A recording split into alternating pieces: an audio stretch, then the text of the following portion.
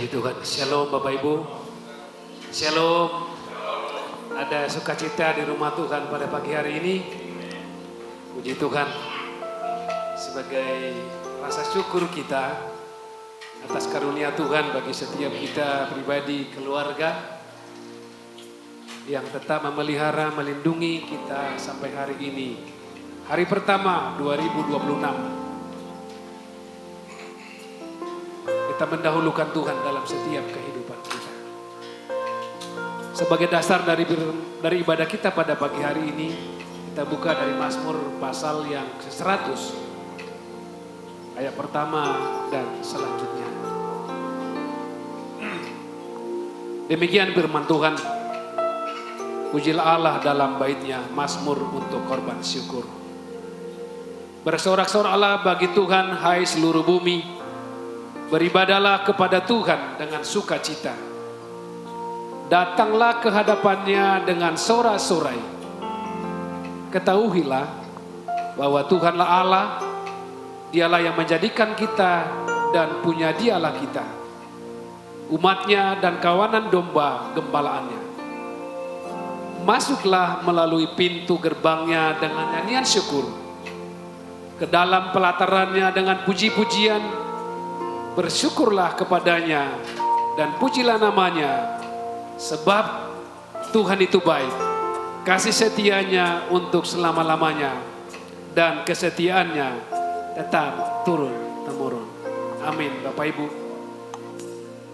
tentu kita patut mengucap syukur atas semua karunia kebaikan Tuhan yang Tuhan nyatakan bagi setiap kita. Dan kita mulai dan kita katakan hari ini bahwa hanya bagi Tuhanlah segala kemuliaan dan hormat bagi setiap kita. Mari kita Bapak Ibu saat teduh.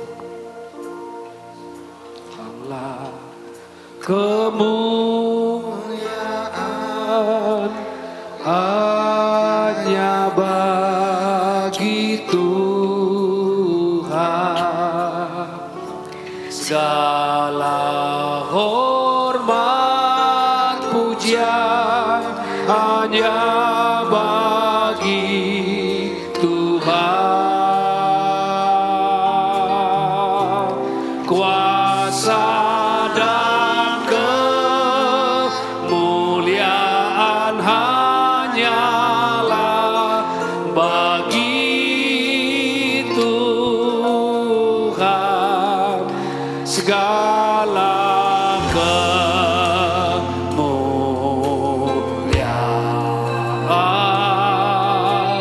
keagungan,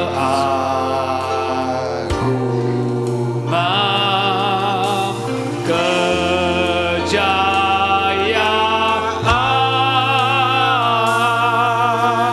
hanya bagi. Mari kita bangkit berdiri. Kita katakan segala kemuliaan hanya bagi Tuhan. Segala kemuliaan hanya bagi Tuhan. Segala hormat pujian hanya bagi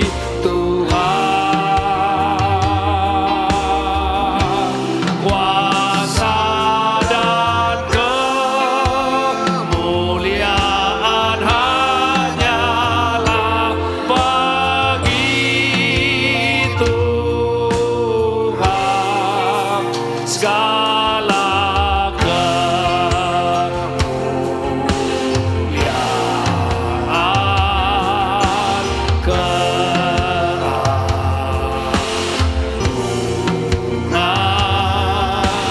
kejayaan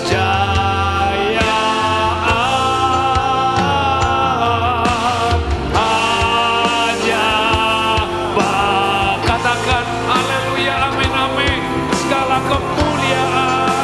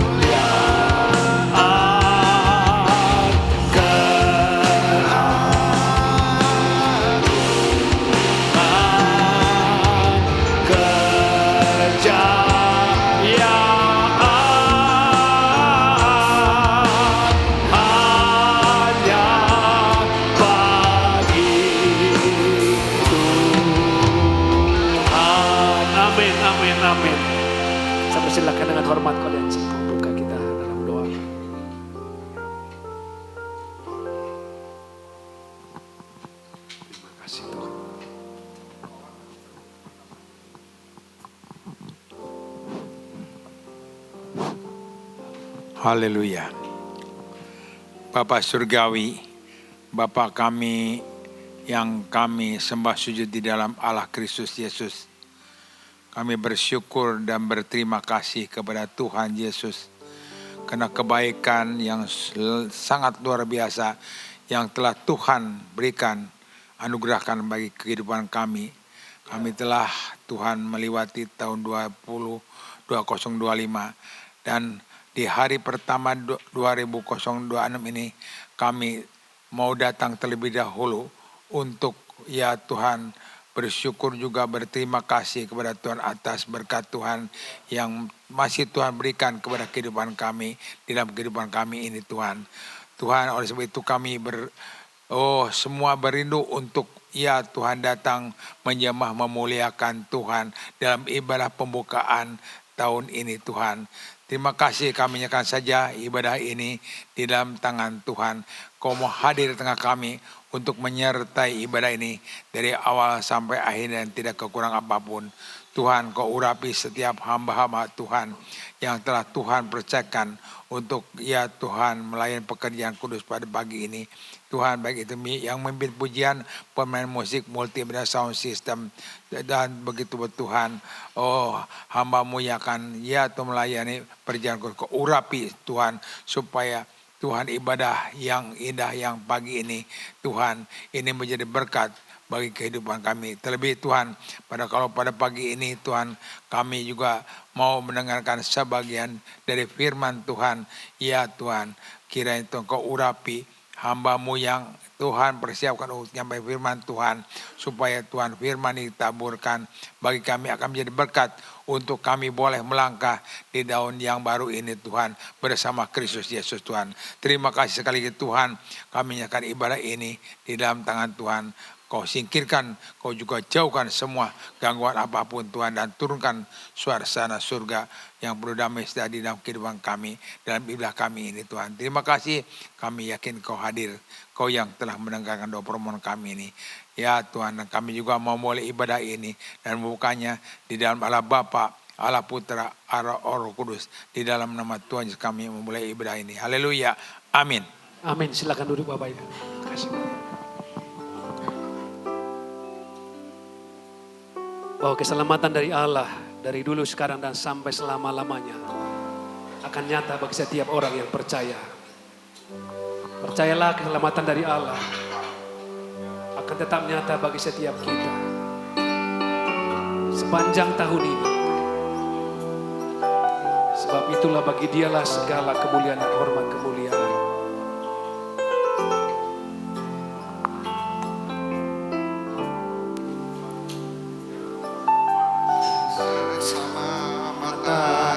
Dari Allah yang duduk di atas tahta, dan anak domba, kemuliaan, hikmat, syukur, hormat, kuasa, kekuatan, keselamatan dari Allah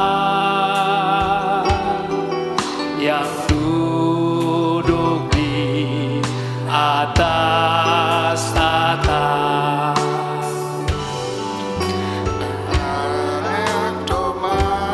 Haleluya.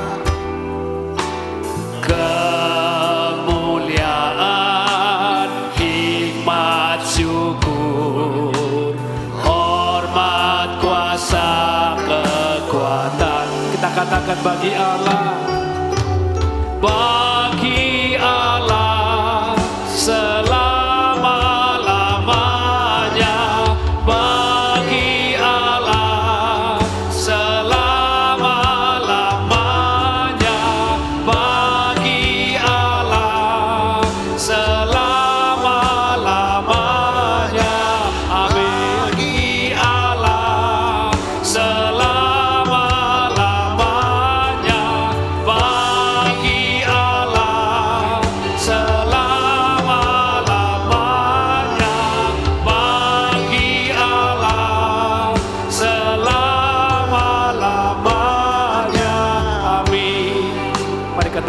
keselamatan dari Allah yang duduk di tahta bagi setiap kita.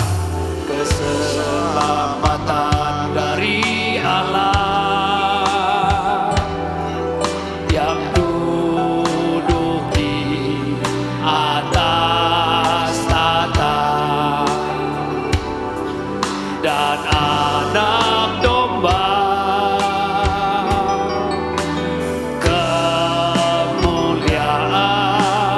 hikmat, syukur, hormat, kuasa, kekuatan. Sama-sama katakan bagi Allah.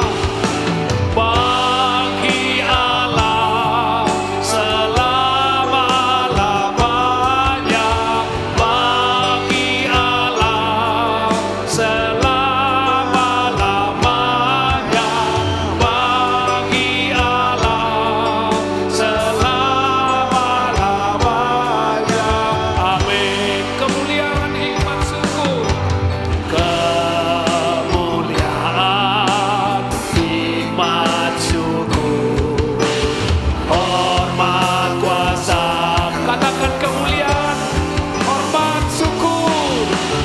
Kemuliaan, hikmat, syukur, hormat, kuasa, kekuatan. Katakan sama-sama bagi Allah.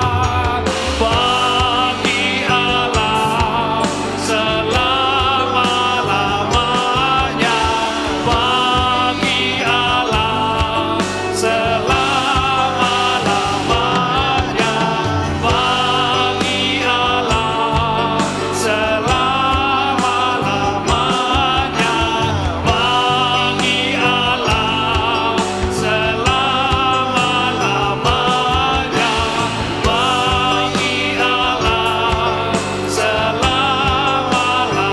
selama-lamanya, bagi Allah selama-lamanya.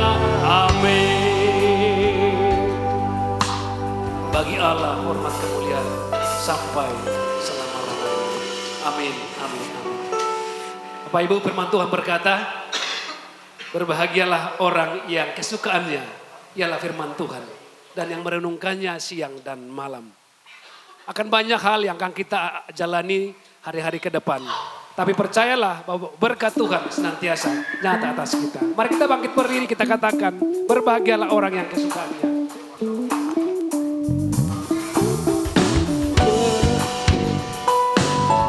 Haleluya. Amin.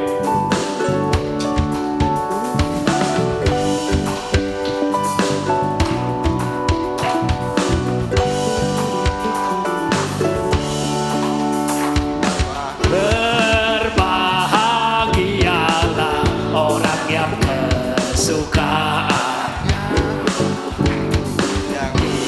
ialah Taurat Tuhan dan yang merenungkannya siang dan malam. Amin.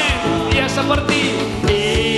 seperti pohon yang ditanam di tepi aliran air, yang menghasilkan buahnya pada musimnya, yang tak layu daunnya, apa saja yang diperbuatnya pasti berhasil. Amin. Berbahagialah orang yang kesukaannya ialah Taurat Tuhan, merenungkannya siang dan malam. Haleluya.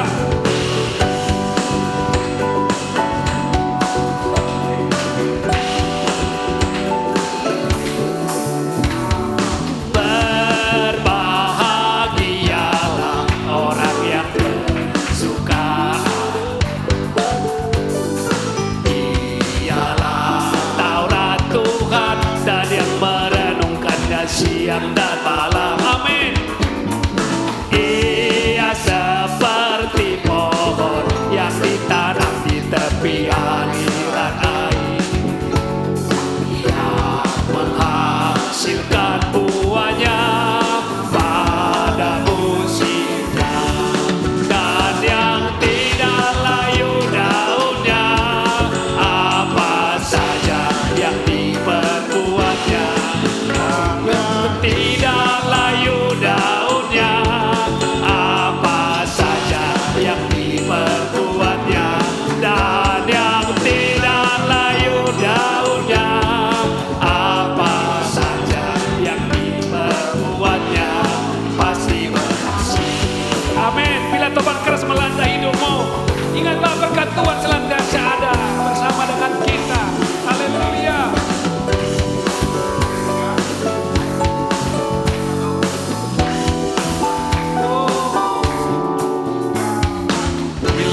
Luapan keras melanda hidupmu, bila putus asa dan letih lesu, berkat Tuhan satu-satu hitunglah, kau niscaya kagum oleh berkat Tuhan.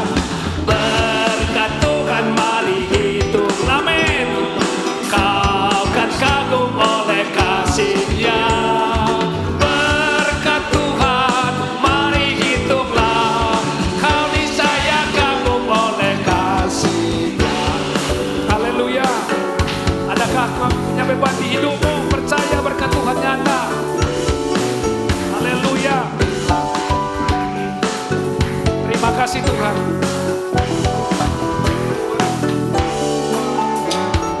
Adakah beban membuat kau penat? Salib yang kau pikul menekan berat.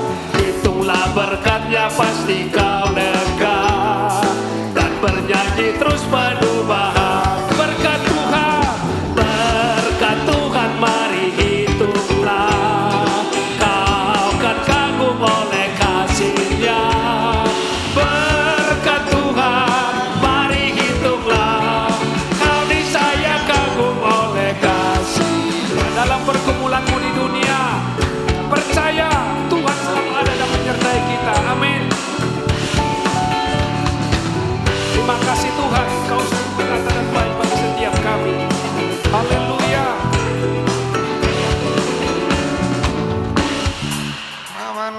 Dalam pergumulanmu di dunia, janganlah khawatir, Tuhan adalah. Hitunglah berkat sepanjang hidupmu, yakinlah malaikat menyertai. Berkat Tuhan, berkat Tuhan mari hitunglah, kau kan kagum oleh kasih-Nya. Berkat Tuhan mari hitunglah, kau niscaya kagum oleh kasih-Nya. Berkat Tuhan mari hitunglah, kau kan kagum oleh kasih-Nya. Berkat Tuhan mari hitunglah, kau niscaya kagum oleh, katakan lagi, berkat Tuhan. Berkat Tuhan mari hitunglah, kau kan kagum oleh kasih-Nya. Berkat Tuhan mari hitunglah, kau niscaya kagum oleh kasih-Nya. Haleluya. Terima kasih Tuhan.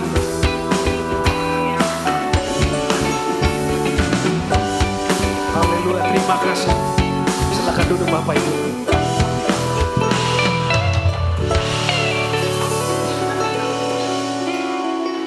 Ini lagu yang sudah cukup fenomenal sebenarnya. Cuman mungkin kita sudah lama menyanyikan. Tapi percaya, apapun yang kita alami dalam sepanjang tahun ke depan, ketika Tuhan yang kita andalkan, percaya berkat Tuhan senantiasa nyata bagi seluruh hidup kita. Puji Tuhan. Tuhan adalah gembalaku menjalani hari-hari ke depan. Kita katakan bahwa Tuhanlah gembala kita.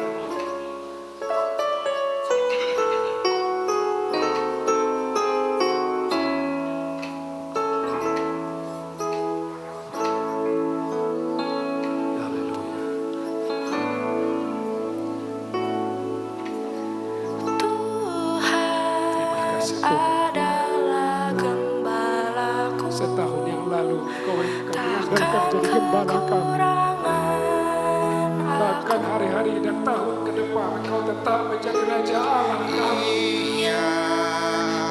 memberikan aku Terima kasih. di padang yang berumput hijau. Tuhan adalah gembalaku, takkan kekurangan aku. Ia membaringkan aku di padang yang berumput hijau. Ia membimbingku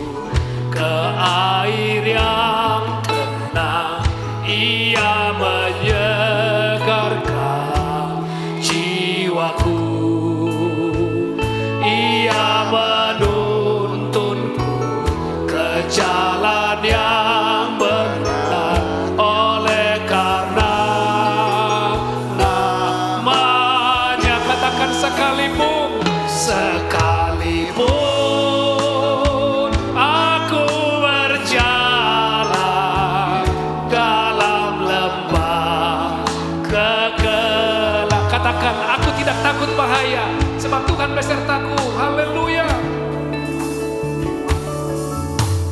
Aku tidak takut bahaya, sebab Engkau besertaku. Gadamu dan tongkatmu, Gadamu dan tongkatmu, itulah yang menghibur aku. Engkau menyediakan hidangan bagiku di hadapan semua lawanku. katakan engkau mengurapi aku dengan pialaku penuh melimpah kebajikan dan kemuliaan mengikutku seumur. Dan aku pun akan diam dalam rumah Tuhan sepanjang Dia membimbingku. Ia membimbingku ke air yang amin, amin. Ia menyegarkan jiwaku. Ia menuntunku ke jalan yang benar. Oleh karena, nah katakan sekalipun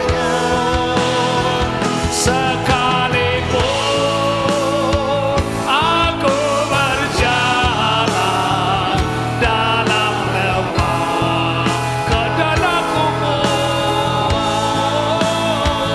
dan aku pun akan diam dalam firman Tuhan sepanjang azab. Mari kita sembah Dia. Haleluya, haleluya. Terima kasih Bapa.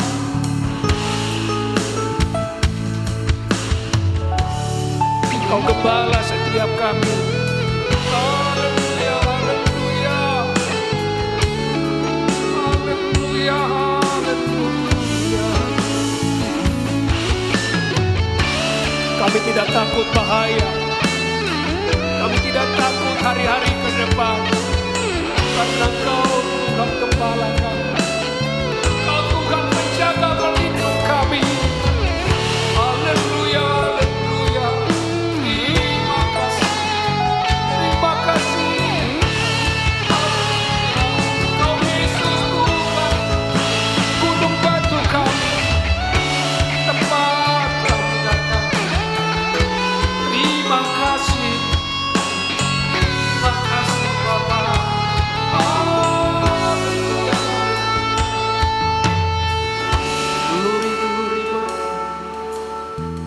Mari setiap kita bersyukur di hadapan Tuhan. Haleluya, haleluya. Terima kasih Tuhan. Terima kasih, terima kasih.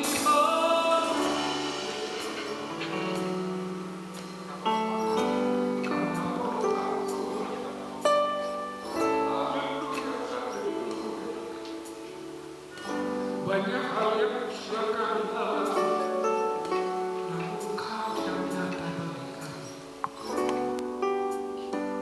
Engkaulah Kau yang kepastian dalam hidup kami, Tuhan. Kami percaya tuntunan bimbingan-Mu tetap bersama dengan kami. Karena Engkau gembala kami yang baik. Terima kasih, terima kasih. Mari kita Bapak Ibu Tuhan berdiri. Di harapan.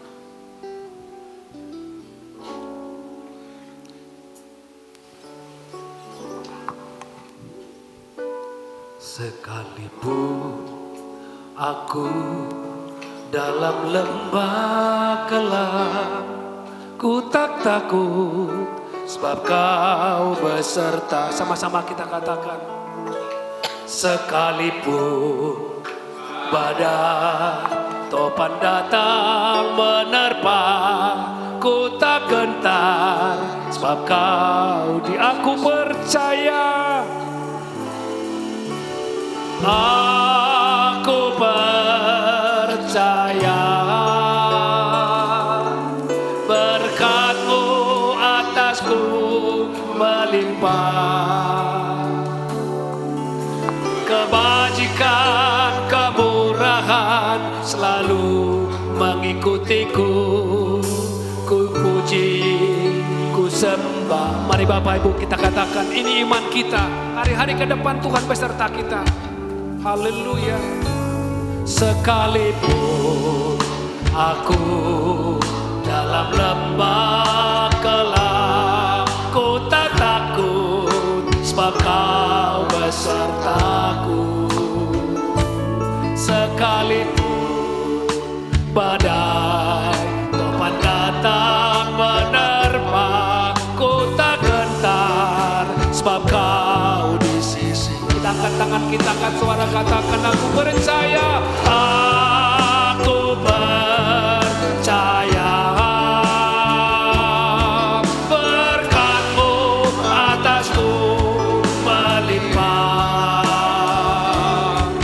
Kebajikan, kemurahan selalu mengikutiku. Ku puji, ku sembah. Aku percaya. Aku percaya berkat-Mu atasku melimpah. Atasku melimpah. Kebajikan, kemurahan selalu puji. Sama-sama lagi katakan, kami percaya. Aku percaya berkat-Mu Tuhan, berkat-Mu atasku melimpah. Kebajikan, kemurahan selalu mengikutiku. Ku puji, ku sembah. Katakan sama-sama. Aku percaya. Haleluya. Berkat-Mu atasku melimpah. Kebajikan, kemurahan selalu mengikutiku. Ku puji, ku sembah. Katakan kami percaya serta-Mu Bapa. Aku percaya berkat-Mu atasku melimpah. Kebajikan, kemurahan selalu mengikutiku. Ku puji, ku sembah. Mari jemaat katakan dengan iman.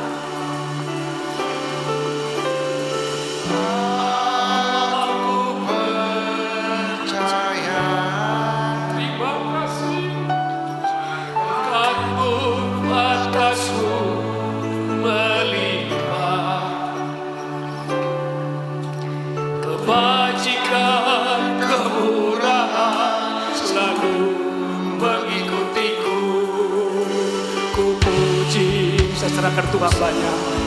Aku percaya. Aku percaya berkat-Mu atasku melimpah. Kebajikan, kemurahan selalu mengikutiku. Ku puji, ku sembah. Kami percaya.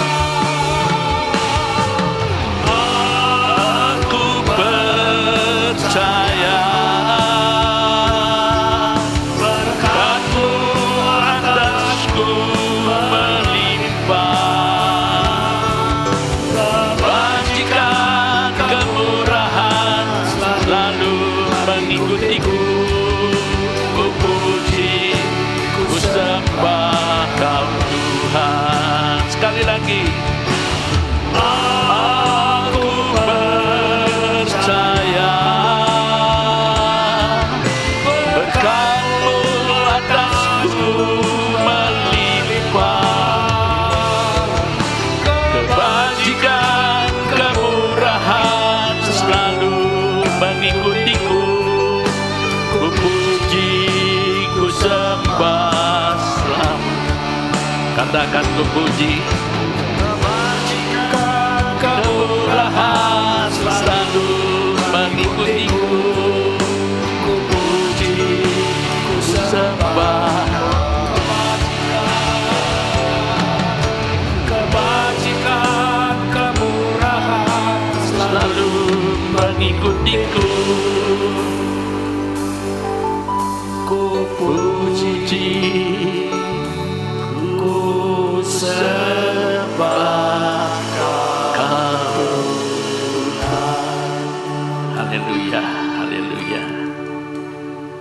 Terima kasih Yesus.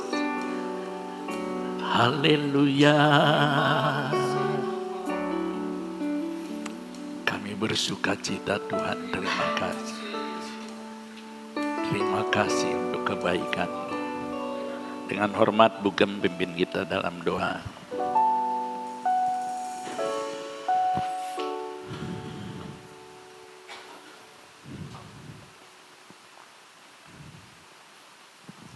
Mari kita berdoa. Tuhan, terima kasih sungguh besar kasih-Mu dalam kehidupan kami Tuhan. Terlebih memasuki tahun yang baru Tuhan. Biarlah Engkau tolong kami Tuhan, khususnya sidang jemaat di tempat ini Tuhan. Selalu diberikan kekuatan, sukacita, damai sejahtera. Tuhan, terima kasih kalau Tuhan telah pimpin kebaktian ini Tuhan. Dari awal sampai pertengahan saat ini Tuhan. Kami siap Tuhan saatnya untuk mendengarkan firman-Mu. Biarlah firman-Mu ini Tuhan yang selalu memberikan kekuatan bagi kami untuk melangkah lebih baik lagi di dalam tahun yang baru. Engkau tolong jamah hati kami Tuhan, terlebih rohani kami untuk selalu dan selalu dikuatkan. Tuntun kami ya Tuhan ke jalan yang terang dan benar. Untuk kami selalu diingatkan kemanapun dimanapun kami berada, takut akan Tuhan. Amin. Engkau tolong kami Tuhan.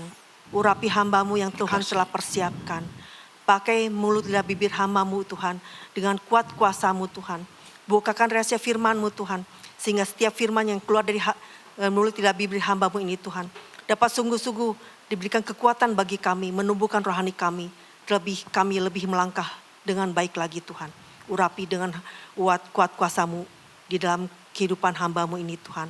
Terlebih dalam penyampaian firman saat ini Tuhan. Kami siap untuk mendengarkannya. Untuk duduk diam mendengarkan firman-Mu Tuhan. Di dalam nama Yesus Tuhan, terima kasih. Haleluya. Amin. Ya. Silakan duduk Bapak Ibu. Shalom. Ya, puji Tuhan. Kita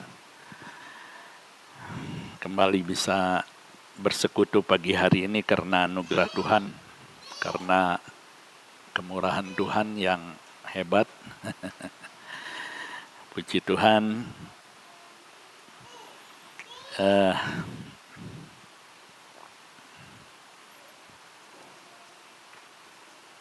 Ya, saya bersyukur hadir Cinkeh, CM, dan Emak. Ya, puji Tuhan. Bapak Ibu Saudara yang terkasih, kita melewati tahun 2025 dengan segala tantangan, persoalan, pergumulan, kesuksesan, ya, tawa, sedih, marah, kecewa dan lain sebagainya. Itulah musim, ya, musim hidup kita manusia. Jadi kalau alam atau bumi kita punya musim itu di dalam Alkitab, ya paling banyak 4 musim lah begitu saudara ya. Tapi kalau manusia dalam Pengkhotbah pasal yang ketiga itu, waduh, ada 20 lebih musimnya. Ya, ada saatnya tertawa, ada saatnya menangis, ada saatnya dikatakan membangun, ada saatnya merobohkan, terlalu banyak hal. Makanya kehidupan manusia itu selalu naik turun begitu saudara ya. Selalu dalam falsafah ataupun kita melihat dalam bendera Korea itu ada gambar semacam apa yang putih titik hitam begitu, ada yang hitamnya titik putih begitu. Ini menggambarkan kebaikan kejahatan, ya, atau istilahnya dalam Cina itu yin dan yang begitu, saudara sekalian. Itulah manusia, ya. Falsafahnya bahwa tidak selalu dalam terang itu sepenuhnya terang, ada gelap begitu. Tidak sepenuhnya ketika gelap kita menghadapi kegelapan, ada terangnya begitu, saudara, ya. Falsafah Indonesia itulah yang kita kenal dengan pewayangan. Dalam wayang itu bagaimana, saudara sekalian, kita melihat peperangan antara dua kubu, ya, antara Kurawa dengan yang namanya lima Pandawa begitu, saudara, ya. Pandawa dengan inilah peperangan, ya. Dalam dunia kita ini digambarkan selalu baik dan jahat itu terus berperang dan tidak pernah ada habisnya dalam kehidupan ini, saudara. Ya, maka tidak aneh kalau kehidupan kita manusia itu seringkali naik turun, ya. Seringkali naik ketika kita merasa sukses, bahagia, senang begitu, saudara sekalian, untung. Tapi sebaliknya ketika kita mengalami kerugian, mengalami musibah, mengalami tantangan, kita anggap itu sesuatu yang buruk, sesuatu yang nggak baik begitu, saudara sekalian. Hanya di dalam Yesus kita melihat bahwa itulah yang digambarkan dengan sebuah kehidupan manusia, ya, bahwa manusia kita memang sudah rusak, saudara sekalian, ya. Kita nggak bisa percaya kepada hati kita, tidak bisa percaya kepada perasaan kita, karena manusia kita sudah rusak total, saudara. Maka itu sebabnya Tuhan di dalam Kristus mengajar supaya kita ada di dalam Yesus, supaya kita tetap kuat, teguh, berdiri di dalam Yesus, supaya apa? Galatia pasal yang kelima mengatakan, saudara sekalian, kita sudah dimerdekakan, tetaplah teguh, ya. Itu yang dikatakan firman Tuhan. Coba Paulus tolong bacakan. Galatia 5 ayat yang ke-1 ini menarik sekali, saudara sekalian. Sebelum kita akan melihat ini. Galatia 5 dengan ayat yang ke-1, ya, dengan perikop kemerdekaan Kristen. Supaya kita sungguh-sungguh merdeka. Perhatikan. Kristus telah memerdekakan kita. Ya. Karena itu berdirilah teguh dan jangan mau lagi dikenakan kuk perhambaan. Karena itu berdirilah teguh, jangan mau dikenakan kuk perhambaan. Kuk perhambaan itulah musim-musim kehidupan kita sedih, kita kecewa, kita marah. Dan akibatnya sasarannya orang-orang yang terdekat. Nikah kita jadi bermasalah, keluarga kita mungkin bermasalah. Ini yang saya katakan bahwa kehidupan manusia kita, karakter, perasaan kita sudah rusak, saudara sekalian. Tapi di dalam Yesus, karakter itu diwarna ulang, direnov ulang begitu. Maka di dalam Galatia pasal 5 itulah Rasul Paulus menunjukkan tentang yang namanya buah roh. Ada kasih, ada sukacita. Itu sukacita itu berarti sukacita yang terus-menerus, yang tidak berubah. Saudara, saya percaya bahwa yang saya alami ketika saya hidup di dalam Yesus, saya menikmati sukacita yang tidak pernah habis dalam hidup ini. Tidak ada hal yang membuat saya kecewa, tidak ada hal yang membuat saya duka cita, tidak ada hal yang membuat saya, saudara sekalian, harus menjadi tapi di dalam firman Tuhan kita melihat, coba kita lihat dalam Galatia 5 ayat 20. Galatia 5 ayat 20, coba tolong. Maaf. 22, ayat 22. Perhatikan ini. Galatia 5 ayat yang 22. Tetapi buah roh ialah. Perhatikan, buah roh. Ini tunggal. Buah roh ini tunggal, ya. Ialah kasih, sukacita, damai sejahtera, iya, kesabaran, iya, kemurahan, iya, kebaikan, iya, kesetiaan, iya, kelemah lembutan, iya. dan penguasaan diri. Tidak ada hukum yang menentang hal-hal itu. Kalau kita punya buah roh, ketika kita teguh berdiri, Tuhan terus kembangkan dalam hidup kita. Dia taruh Roh Kudusnya ketika kita percaya. Dan Roh Kudus itulah yang membawa kita untuk menghasilkan yang namanya buah roh. Beda dengan 1 Korintus 12 sampai 14 itu karunia. Karunia itu enggak wajib harus dimiliki oleh semua anak Tuhan. Ada mungkin Pak Bun diizinkan Tuhan untuk berbahasa roh. Ya, ada Pak Kesan diizinkan untuk bernubuat.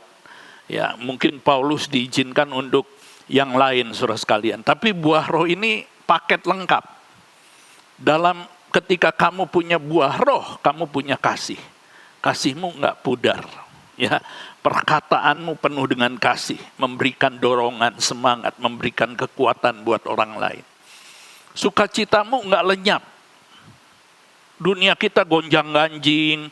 Ya, sekarang kita dengar, saudara sekalian, bagaimana kabar-kabar tahun 26 menakutkan, tahun 2007 apalagi. Bapak Ibu saudara sekalian ya, sudah mulai ada ada terawangan katanya tahun depan, ya setelah nanti Imlek memasuki kuda api. Ya, kuda api. Percepatan luar biasa, namanya kuda itu tukang lari, saudara sekalian. Ya, firman Tuhan katakan nggak usah cepat-cepat, santai aja. Ya, mari kita berdiam diri di hadapan Tuhan, nikmati kasih Tuhan, nikmati anugerah Tuhan. Nggak perlu lari-lari, saudara sekalian. Kamu lari cepat, pengejarmu lebih cepat lagi, saudara sekalian. Maka firman Tuhan mengingatkan, bagaimana kita menjadi orang yang percaya di dalam Yesus itu betapa indah, betapa hebat, betapa agung. Ya, saudara sekalian. Maka saya tahun baru ini saya ingin mengajak untuk melihat tentang, saudara sekalian, Allah yang kita sembah ini, saudara sekalian. Ya, Allah yang seperti apa yang kita sembah, saudara? Apakah Dia Allah yang seperti dunia bayangkan begitu, yang seringkali saya katakan ketika menganggap kalau mohon maaf agama-agama suku yang lampau itu, saudara sekalian, dan hampir kebanyakan juga mungkin masih ada sekarang ya. Misalnya kita anggap bahwa Allah kita ini adalah Allah yang kadang-kadang enggak stabil begitu. Ya, kemarahannya mengguncang dunia ini. Ketika Dia marah, guntur menggelegar, turunlah badai, turunlah hujan yang deras, mengakibatkan banjir, longsor, banjir bandang dan lain sebagainya. Saudara sekalian, ya, ketika kita enggak benar Tuhan hukum kita, ketika kita salah Tuhan jewer kita, ketika kita jadi anak yang baik, yang nurut sama Tuhan, maka kita diberi hadiah begitu, saudara sekalian. Apakah seperti itu? Saya kira enggak seperti itu. Ya, pemimpin pujian Pak Pendeta Bun mengangkat kita semua melihat betapa hebatnya Allah. Hanya Dialah yang patut kita sembah, kita muliakan, kita agungkan. Dia adalah gembala yang baik yang menuntun hidup kita. Situasi, kondisi apapun jangan pernah takut. Dia adalah gembala kita. Dia yang mengarahkan kita, membaringkan kita di rumput yang hijau, yang segar. Dia membawa kita menuntunku ke air yang tenang, kata pemazmur.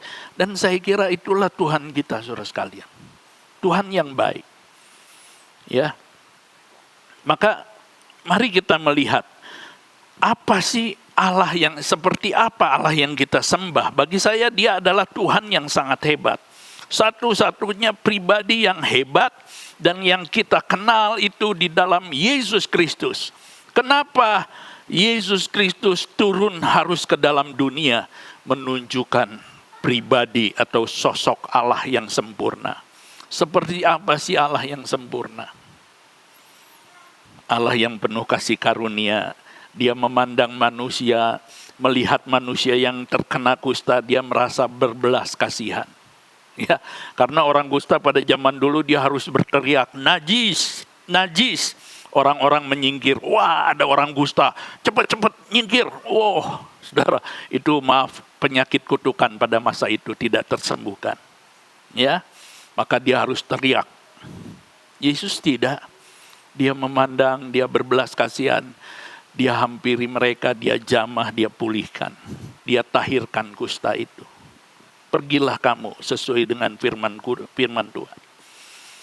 Ketika dia melihat orang yang lumpuh, dia jamah, dia berikan kesembuhan. Ya, orang lumpuh itu disembuhkan, dia bisa berjalan. Orang yang tuli, saudara, bisa mendengar. Saudara, saya kira ini Tuhan yang kita sembah. Ya. Lalu kalau kita katakan, mari kita melihat di dalam Amsal pasal yang ke-21. Amsal pasal yang ke-21, kita akan melihat, pertama kita baca ayat yang pertama, saudara. Amsal 21 ayat 1. Hati raja seperti batang air di dalam Hati raja seperti batang air di dalam tangan Tuhan, dialirkannya kemana ia ingini. Firman Tuhan mengatakan, inilah Allah kita. Hati raja itu seperti batang air di dalam tangan Tuhan. Dialirkannya kemana ia ingini. Siapa raja? Raja adalah seorang manusia yang diangkat ataupun dia yang menjadi pimpinan sebuah kerajaan. Ya. Masa-masa lampau itu semua hampir sistemnya kerajaan, saudara sekalian. Ya. Maka Amsal mengatakan hati raja itu ada di tangan Tuhan. Dialirkannya kemana ia ingini. Mari kita lihat PowerPoint-nya. Terima kasih Paulus, terima kasih. Jadi kita melihat bagaimana orang yang paling berkuasa, raja, bahkan pada masa itu mungkin raja itu ada beberapa negara seperti Mesir menganggap bahwa raja itu sama dengan Tuhan, sama dengan dewa. Di Cina pun demikian, saudara sekalian, ya, bahwa dewa itu adalah pribadi yang paling berkuasa, orang yang hebat, makanya dia menjadi raja dianggap titisan dari langit begitu, saudara sekalian. Ya, itu sebabnya kita melihat kontennya, siapa Tuhan? Tuhan kita adalah satu-satunya yang paling berkuasa. Tuhan kita adalah yang paling bijaksana dan Tuhan kita adalah yang terkuat. Kita akan melihat bagaimana dialah yang paling berkuasa dibandingkan dengan hati raja, ya. Dan firman Tuhan menunjukkan bahwa kekuasaan Tuhan itu ada di atas raja. Raja yang punya otoritas, punya kedaulatan, dia bisa memerintah apa saja, saudara sekalian. Pada zamannya Daniel, Raja Nebukadnezar, dia minta sebuah permintaan, tolong ceritakan mimpi yang ku alami tadi malam. Ya. Mimpiku ceritakan dan arti dari mimpi itu apa? Ini mohon maaf saudara sekalian. Siapa yang tahu mimpi istri saya? Walaupun saya tidur bareng sama dia, saya nggak tahu mimpi apa. Saudara ya, saya seringkali melihat gogok saya begitu, baik Thor atau Tarzan kalau lagi di sebelah, kadang-kadang paling suka, ya sering dua-duanya mimpi, ya mimpi kadang-kadang kakinya kayak berlari begitu. Saya pikir, lu lagi ngejar apa, maling atau apa begitu saudara sekalian, ya kita nggak tahu mimpi apa. Tapi namanya raja ya, itulah ya merasa dirinya berkuasa. Orang harus tahu mimpi dia. Siapa yang tahu? Dan Tuhan mengungkapkan kepada Daniel, ya. Daniel dia menceritakan mimpi raja, raja baru ingat dan baru sadar apa yang dimimpikannya, dan Daniel memberikan arti itu dengan tepat. Apa yang dimimpikan raja itu dialami dengan tepat, saudara sekalian. Ya. Artinya betapa hebatnya beliau, betapa hebatnya Tuhan yang kita sembah. Saudara sekalian, ya. Seorang raja yang sangat berkuasa, di tangan Tuhan itu enggak ada apa-apanya. Maka di dalam firman Tuhan kalau kita melihat, saudara sekalian, nabi besar, baik Yesaya, Yeskiel atau Yeremia mengungkapkan bagaimana para raja itu hanya sebagai alat di tangan Tuhan. Ya, Tuhan izinkan Nebukadnezar, Raja Babel, untuk memperbudak bangsa Israel, untuk mengalahkan bangsa Israel, dan Tuhan tetapkan 70 tahun saja. Ya, kepada Raja Asyur pun demikian, kepada Raja Mesir pun demikian, saudara sekalian. Ya, bahwa di atas para raja ini kita melihat ada satu raja yang tidak terkalahkan. Ada satu raja yang paling berkuasa untuk selama-lamanya. Itulah Tuhan kita, saudara sekalian. Ya.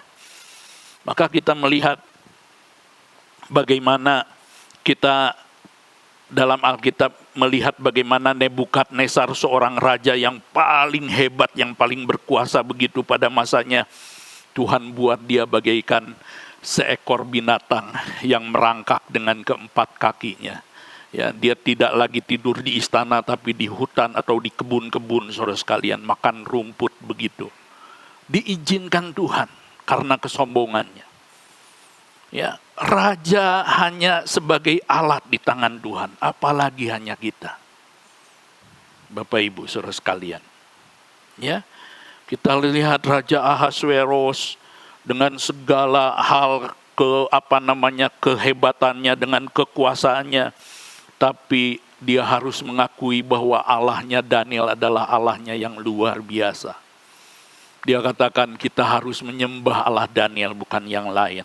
Saudara sekalian, Herodes ditampar Tuhan dan mati seketika. Kita melihat bagaimana bahwa Tuhan kita yang paling berkuasa. Mungkin kalau kita melihat setelah masa modern, kita melihat siapa Mussolini, ya, seorang tirani kejam dari Italia. Siapa Mao Zedong dengan revolusi rakyatnya yang mengakibatkan jutaan rakyat Cina mengalami kematian. Bapak Ibu saudara sekalian, ya. Tidak usah jauh-jauh bagaimana kita melihat presiden kita Soeharto 32 tahun berkuasa. Ya, kita nggak pernah bisa berpikir bagaimana mungkin ini presiden bisa jatuh. Tapi akhirnya Tuhan menjatuhkan dia dengan demo mahasiswa, saudara sekalian. Ya, siapa yang bisa bertahan? Firman Tuhan mengingatkan kepada kita, hanya Tuhan kita yang berkuasa. Dia raja di atas segala raja. Dia yang akan menjadi hakim tunggal saatnya kelak. Karena itu kita hanya harus takut kepada dia, bukan kepada yang lain, saudara sekalian. Ya, firman Tuhan mengingatkan kepada kita, saudara sekalian, semua pemimpin di dunia ini, saudara, ya, semua pemimpin di dunia ini semua di tangan Tuhan. Mungkin kita melihat kejamnya bagaimana di negara Afrika saat ini, Nigeria. Orang-orang Kristen begitu banyak mengalami pembunuhan, ya. Saudara sekalian, begitu banyak mengalami tekanan-tekanan yang luar biasa. Tapi saya percaya semua Tuhan izinkan. Tuhan izinkan supaya kehidupan anak-anak Tuhan semakin kuat, semakin kita percaya kepada kekuasaan Tuhan. Ada banyak hal yang saya baca, yang saya lihat betapa menakjubkan cara Tuhan bekerja, saudara sekalian. Ya. Mari kita melihat Efesus 2 ayat yang ke-10. Efesus 2 ayat yang ke-10. Efesus 2 ayat yang ke-10. Karena kita, ini buatan Allah, diciptakan dalam Kristus Yesus untuk melakukan pekerjaan baik yang dipersiapkan Allah sebelumnya. Ia mau supaya kita hidup di dalamnya. Saya mohon maaf. Efesus 1 maksudnya. Efesus 1 ayat yang ke-10. Ya.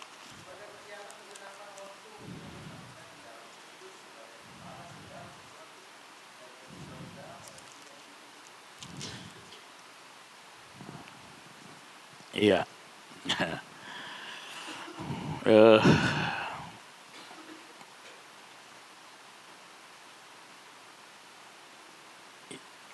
ya, mohon maaf. Ibrani 2 ayat yang ke-8. Ibrani 2 ayat yang ke-8. Ibrani 2 ayat yang ke-8. Ibrani 2 ayat yang ke-8. Ya, perhatikan. Segala sesuatu telah engkau taklukkan di bawah kakinya. Ya, segala sesuatu, semuanya di bawah dunia. Ya, semua yang namanya segala sesuatu sudah ditaklukkan di bawah kaki Yesus. Ya, lanjut. Sebab dalam menaklukkan segala sesuatu kepadanya, tidak ada suatu pun yang ia kecualikan, yang tidak takluk kepadanya. Tetapi sekarang ini belum kita lihat bahwa segala sesuatu telah dilakukan kepadanya. Ayat 9. Tetapi dia yang untuk waktu yang singkat dibuat sedikit lebih rendah daripada malaikat-malaikat, yaitu Yesus. Kita lihat yang oleh karena penderitaan maut dimahkotai dengan kemuliaan dan hormat, supaya oleh kasih karunia Allah ia mengalami maut bagi semua manusia. Iya, ya. Sekarang belum kita lihat, tapi nanti satu saat ya kita akan melihat dia dimahkotai dengan kemuliaan dan hormat, supaya oleh kasih karunia Allah ia mengalami maut bagi semua kita ini, saudara sekalian. Ya. Jadi betapa indahnya yang paling berkuasa menjadi yang paling rendah. Natal berbicara tentang inkarnasi Allah, ya. Yang paling berkuasa, yang paling agung, dia menjadi yang paling hina, saudara sekalian. Itulah kekristenan, itulah Allah kita yang hebat, saudara sekalian. Ya, makanya firman Tuhan mengungkapkan bahwa saatnya kelak hanya ada tahta Yesus, sang anak domba Allah yang agung, saudara sekalian. Ya, dialah raja di atas segala raja. Dialah Tuhan di atas segala Tuhan. Saatnya semua akan semua lutut akan bertelut dan semua lidah akan mengaku dialah Tuhan kita. Baca Filipi pasal yang kedua ayat yang kita baca Filipi pasal yang kedua.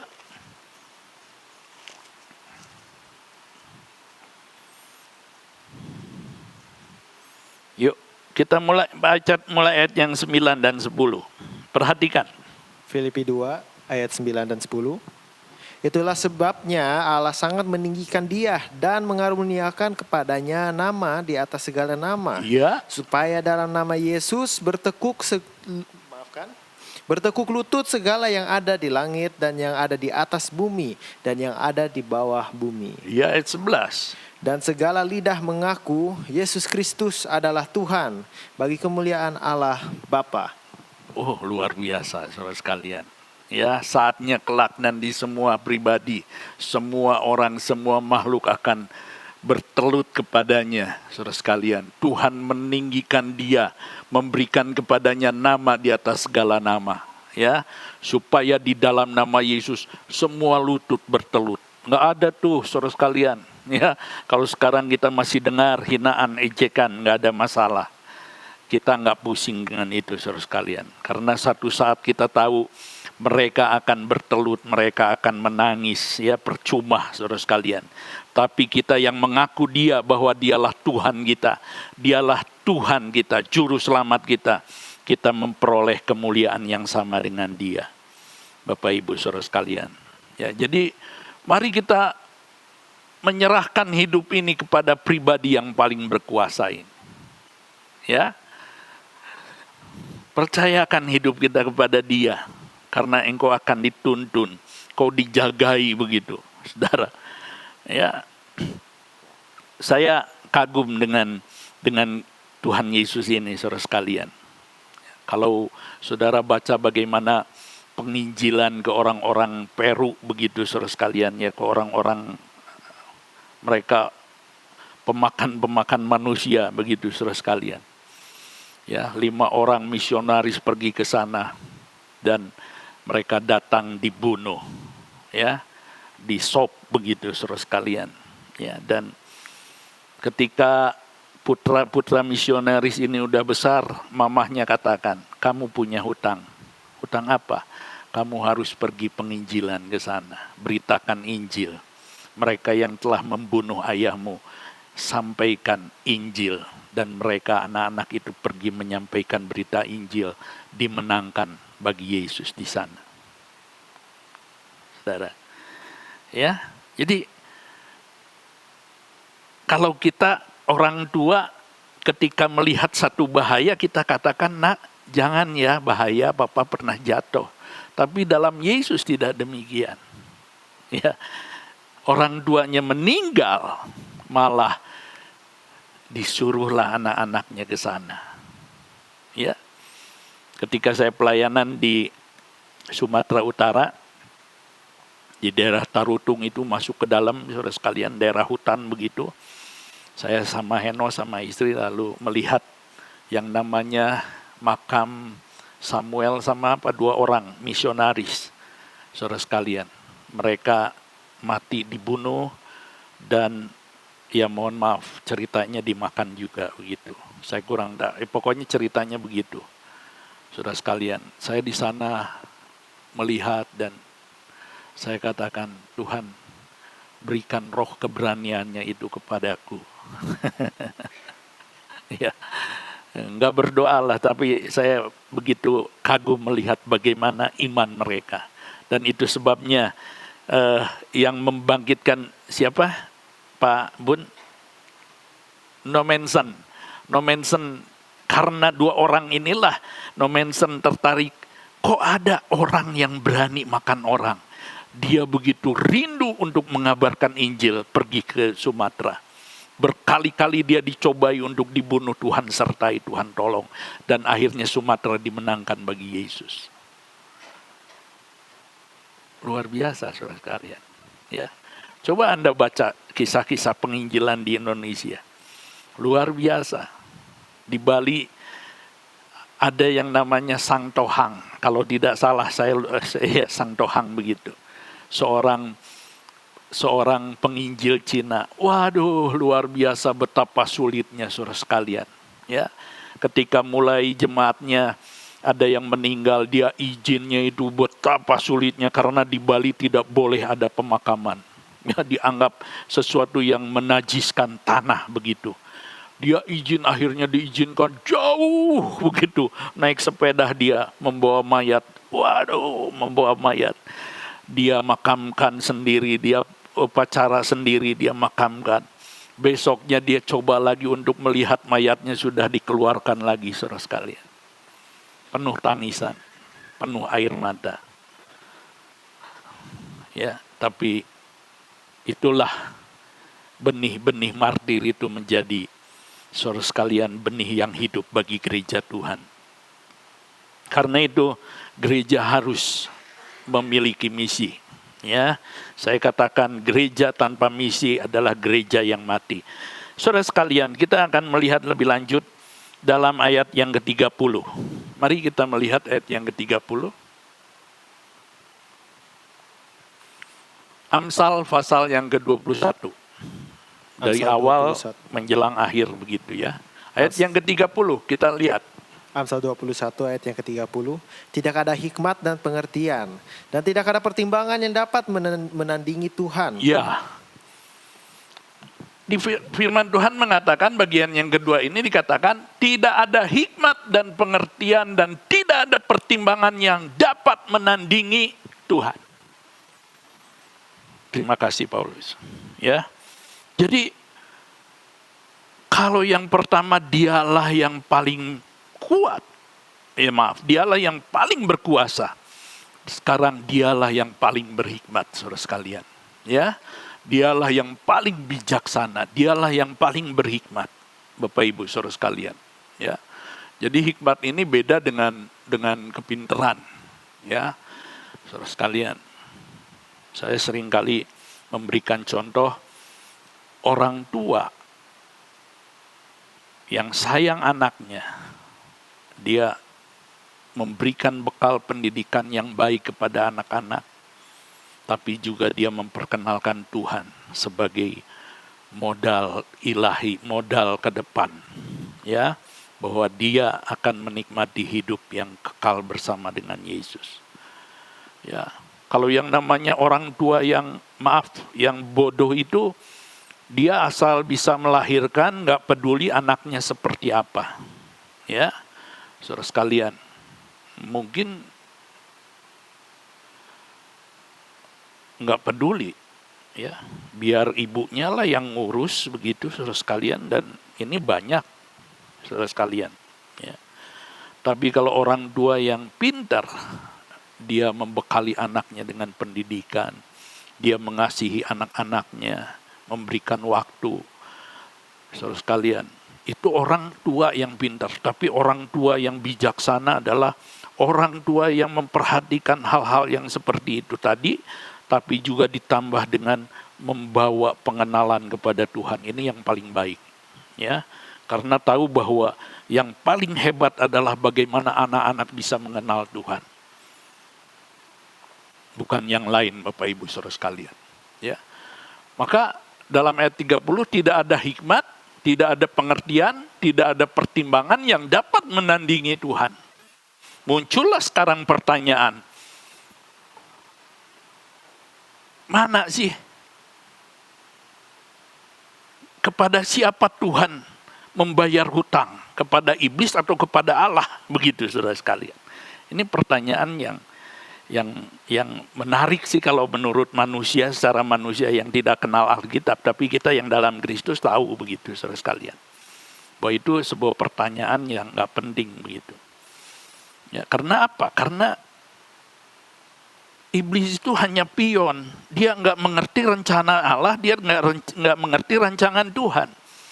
Dia tahu pakai Yudas untuk menjual Yesus. Dia pakai murid-muridnya untuk mengecewakan Yesus. Betul, saya percaya ada peranan iblis di sana, saudara sekalian. Dan saya tahu iblis sangat ingin supaya Yesus dibunuh. Itu keinginannya. Maka kalau kita lihat dalam Passion of Christ, maka kita melihat di sana dalam kisah itu ada iblis yang selalu hadir begitu saudara sekalian. Iblis yang selalu hadir, ya, yang selalu hadir dalam bayangan bentuk pakai jubah begitu saudara sekalian, hanya sepintas begitu. Saya percaya iblis menginginkan Yesus wafat. Tapi ketika Yesus wafat, dia sadar bahwa ini adalah jebakan yang dibuat Allah. Ini rancangan yang luar biasa. Ternyata dia yang hancur. Kuasanya dipreteli oleh Tuhan. Gak ada lagi yang namanya kuasa dalam iblis. Kuasa maut, kuasa kegelapan sudah dikalahkan, sudah dihancurkan. Dia kaget saudara sekalian. Ya. Dan firman Tuhan mengungkapkan itulah rancangan Allah.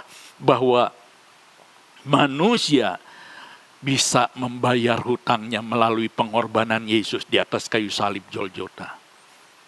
Oleh kita manusia sendiri gak mungkin kita bayar hutang kepada Allah. Ketika Tuhan katakan, kamu makan buah pengetahuan yang baik dan jahat, maka kamu mati. Mereka gak mati, tapi yang ada adalah terpisah dengan Allah. Itulah maut, itulah keterpisahan dengan Allah yang mengerikan. Adam gak bisa seenaknya lagi cari Tuhan lalu cerita. Mereka tidak lagi di Eden, dipisahkan. Ya. Mereka tidak boleh ada lagi. Mereka penuh dengan penderitaan, penuh dengan saudara sekalian air mata, penuh dengan hal-hal yang saya kira itulah dampaknya dosa itu mengerikan saudara sekalian. Ya. Maka kita melihat betapa hebatnya rancangan Tuhan.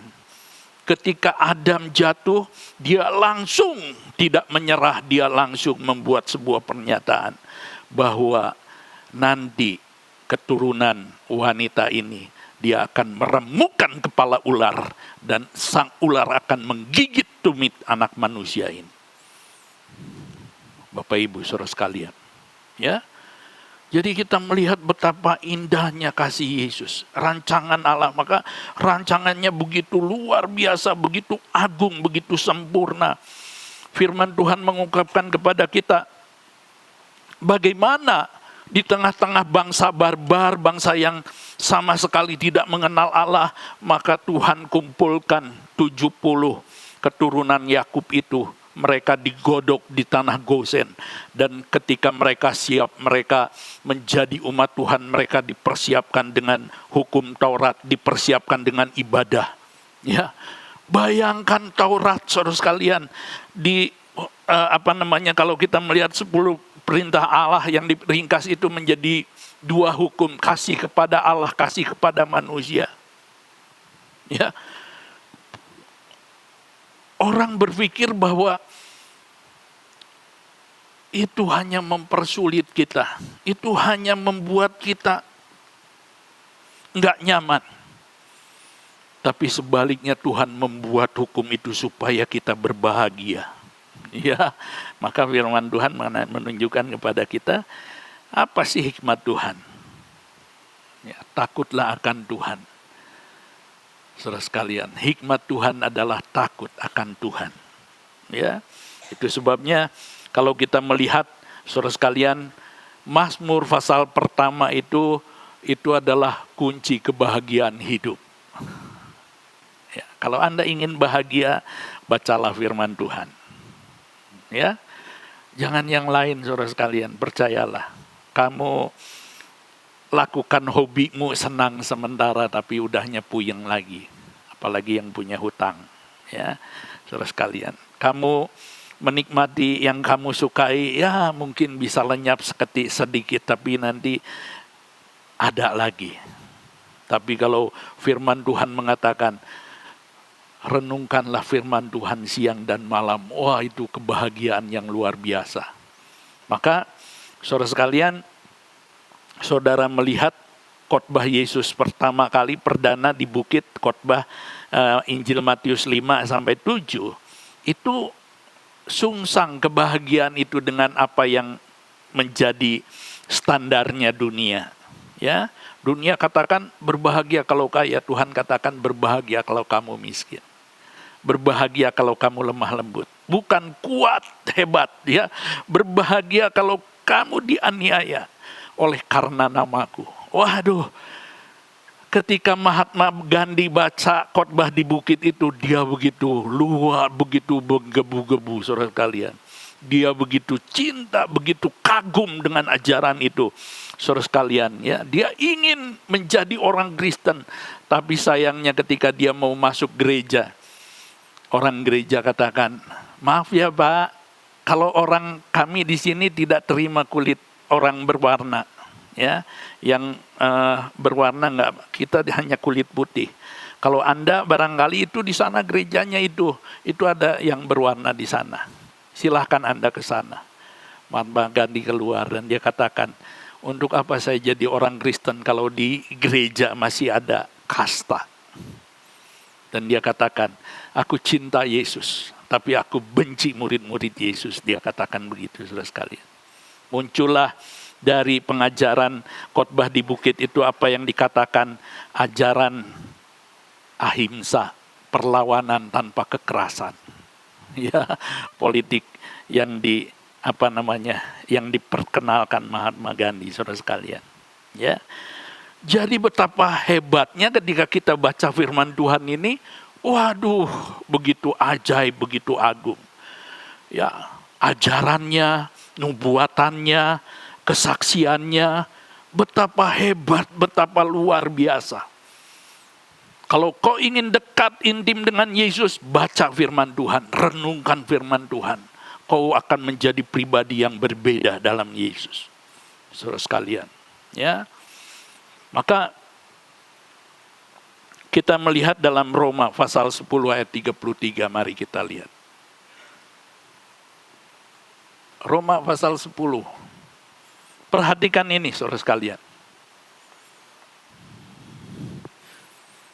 Roma 10 ayat 33, Roma 11, maafkan, Roma 11, Roma pasal 11. Roma 11 ayat 33. Oh, perhatikan. Alangkah dalamnya kekayaan, hikmat dan pengetahuan Allah. Sungguh tak terselidiki keputusan-keputusannya dan sungguh tak terselami jalan-jalannya. Alangkah dalamnya kekayaan, alangkah dalamnya hikmat, alangkah dalamnya pengetahuan Allah. sungguh tak terselidiki keputusan-keputusannya, dan sungguh tak terselami jalan-jalannya. Enggak terselami. Bapak Ibu Saudara sekalian, ya, masih tetap tolong Pak Yusuf. Lalu kita baca ayat yang ke-34. Roma 11 ayat 34. Sebab siapakah yang mengetahui pikiran Tuhan, dan atau siapakah yang pernah menjadi penasihatnya? Iya, ayat 35.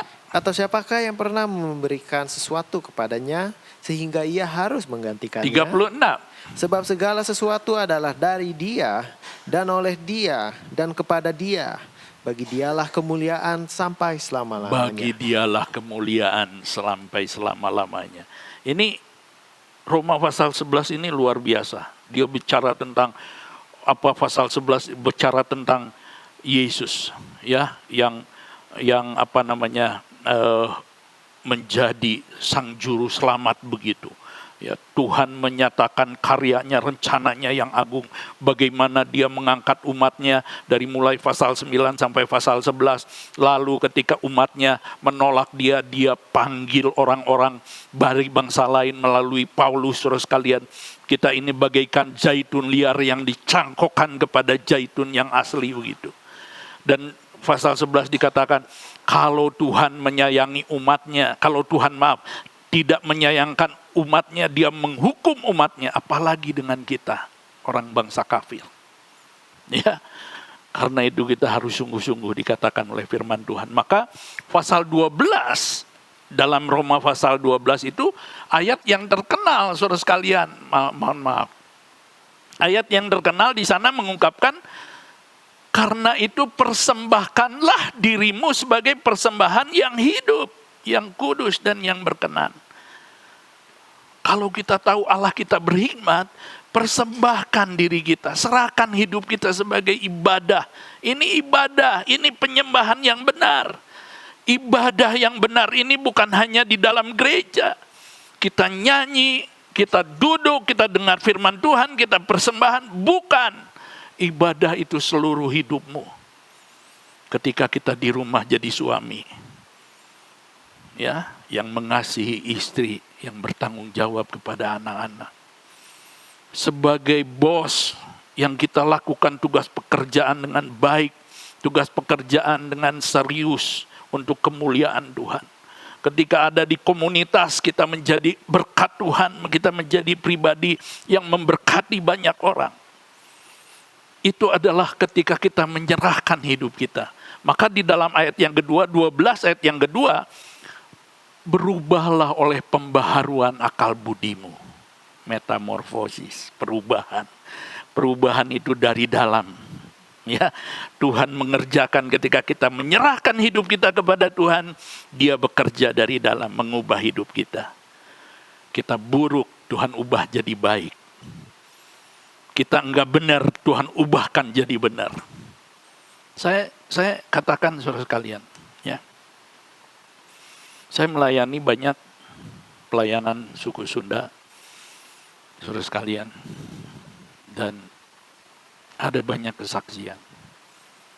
Seorang bapak haji yang baik, yang perhatian, baik, ya, ke orang non-muslim pun baik.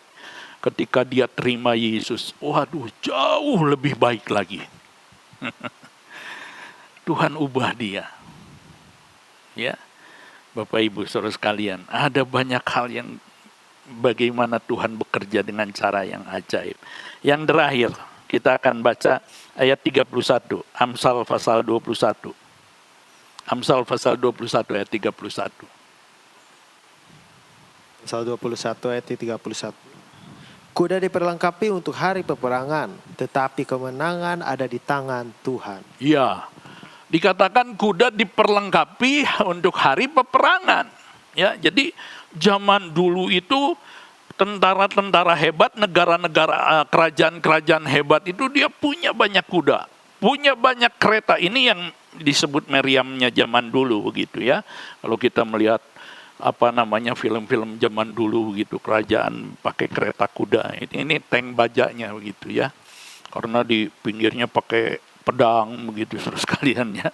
Bisa nyabot lalu wah ada tombak, ada panah begitu dijagain pakai perisai dan lain sebagainya. Tapi firman Tuhan, kemenangan ada di tangan Tuhan. Ya. Artinya bahwa Tuhanlah yang terkuat. Ya. Sekarang boleh negara manapun yang terhebat. Ya. Amerika mungkin paling hebat. Kalau kita melihat semua diukur dari alutistanya seperti apa ya. Pesawat jet tempurnya, helikopternya, begitu saudara sekalian. Pesawat pembomnya ada berapa, tanknya punya berapa, ya, lalu rudalnya punya berapa, persenjataannya apa saja, tentaranya punya berapa juta dan lain sebagainya. Ya, tapi firman Tuhan mengatakan bahwa kemenangan itu ada di tangan Tuhan. Ya, jadi Tuhan itu adalah pribadi yang paling kuat. Saudara baca kisah Gideon dalam Hakim-Hakim, mungkin Gideon mulai pasal 6 tidak perlu kita baca. Ya, diserang oleh tentara Asyur sebanyak ratusan ribu tentara. Siapa Gideon? Dengan Tuhan katakan pilih. Yang ada ribuan. Ayo yang mau pulang saja. Tuhan katakan masih terlalu banyak. Oh, yang mau pulang kebetulan. Wah, bahagia pulang, saudara ya. Sisa masih beberapa ratus. Tuhan, ini udah sedikit gini. Tuhan katakan masih terlalu banyak. Sekarang pilih. Suruh mereka minum di tepi sungai. Ya, mereka yang minum dengan berlutut, mengambil air dengan tangannya, pilih itu. Yang mungkin saking hausnya dia langsung seperti gogok begitu, pisahkan, ya. Dan ternyata yang pakai tangan itu 300. Dengan 300 orang Tuhan mengalahkan ratusan ribu tentara Sisera. Ya, terus kalian, ratusan ribu dengan senjata, dengan orang yang begitu banyak. Saudara sekalian, Tuhan nggak perlu banyak. Ibu saudara sekalian, ya. Gimana Daud yang kecil melawan Goliat yang biasa berperang, dikatakan 3 hasta lebih begitu saudara sekalian, ya. Begitu dia hebat begitu, Tuhan katakan nggak perlu takut, ya. Saudara sekalian, kamu Daud ambil batu di sungai, dia pilih 5 batu, dan Goliat katakan, apa nggak ada lagi tentaramu yang harus menghadapi aku? Ya, hanya seekor anjing saja begitu dia hina begitu.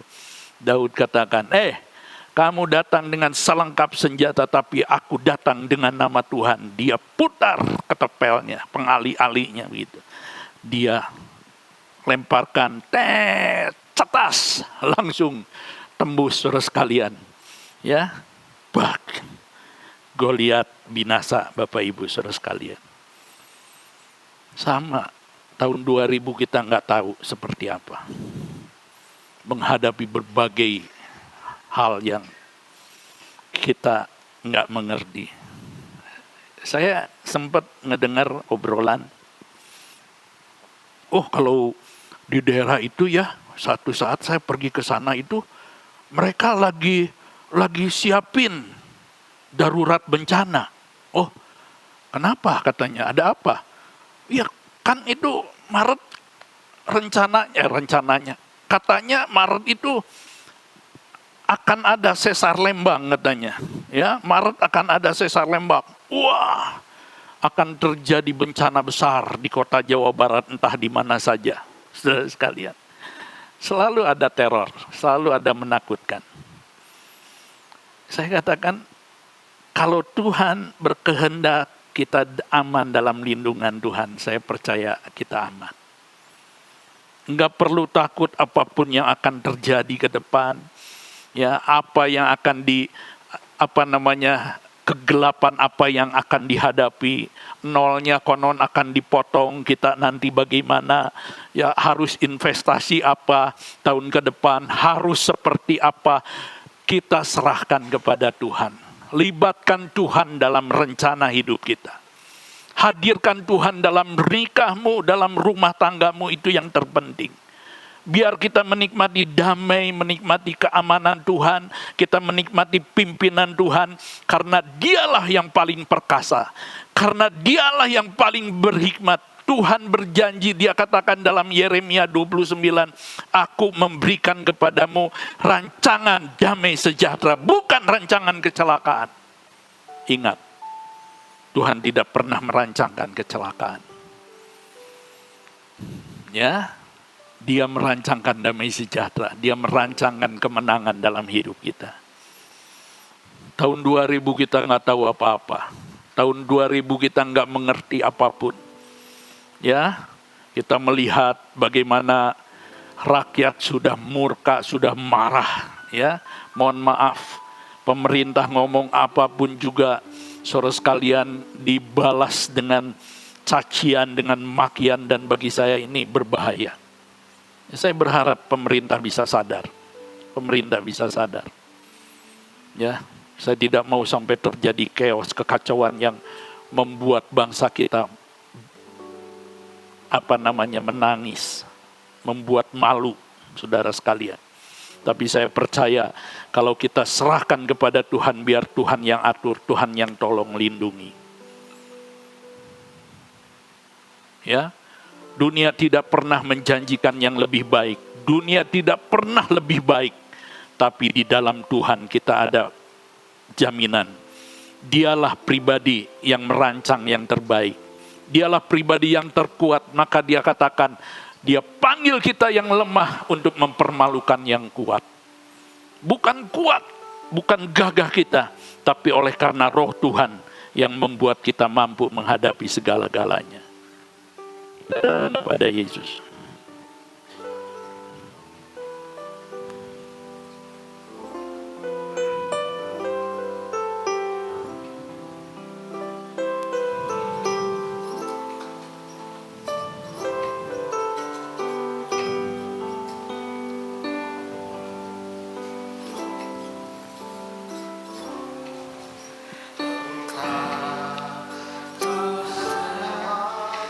Setia, waktumu selalu yang terbaik. Engkau Tuhan sandaranku, dan ku hanya akan berharap padamu. Satunya yang ku andalkan,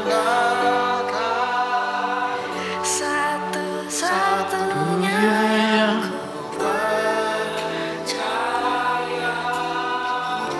Engkau sumber kekuatan, Sumber pengharapan, sumber perdamaian, satu-satunya.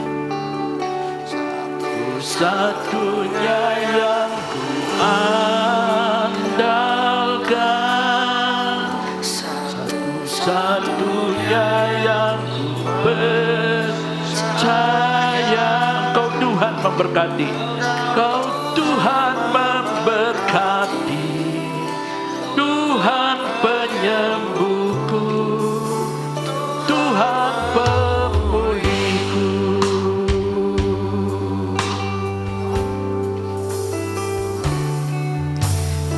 Kau Tuhan yang setia,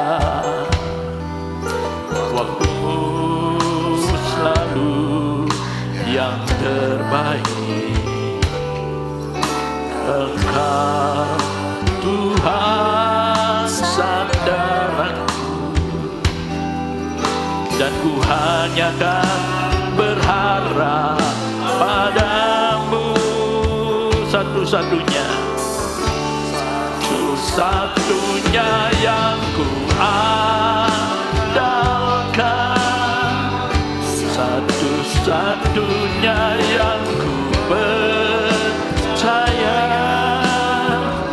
Engkau sumber kekuatan, sumber pengharapan, sumber kedamaian. Satu-satunya, satu-satunya yang kita bangkit berdiri. Satunya yang ku percaya, Engkau Tuhan memberkati, Tuhan penyembuhku, Tuhan pemulihku. Satu-satunya, hanya Engkau yang ku andalkan Tuhan. Hanya Engkau yang ku percaya, Yesus. Engkau sumber kekuatan, sumber pengharapan, sumber kedamaian. Satu-satunya ku andalkan, satu-satunya yang ku percaya. Engkau Tuhan memberkati, Tuhan penyembuhku, Tuhan pemulihku. Engkau Tuhan memberkati, Tuhan penyembuhku, Tuhan pemulihku. Kita bersyukur kepada Tuhan. Terima kasih Tuhan. Haleluya. Terima kasih. Kami andalkan Engkau Tuhan di tahun yang baru. Melangkah di 2026, jangan biarkan kami sendirian Tuhan. Berjalan bersama kami yang lemah. Kami tidak tahu dunia akan mengalami, akan terjadi seperti apa. Tapi yang kami tahu, Engkau pribadi Allah kami yang dahsyat, yang hebat satu-satunya. Engkau yang paling berkuasa. Engkau yang paling berhikmat. Rancangan-Mu agung, rancangan-Mu sempurna bagi kami Tuhan.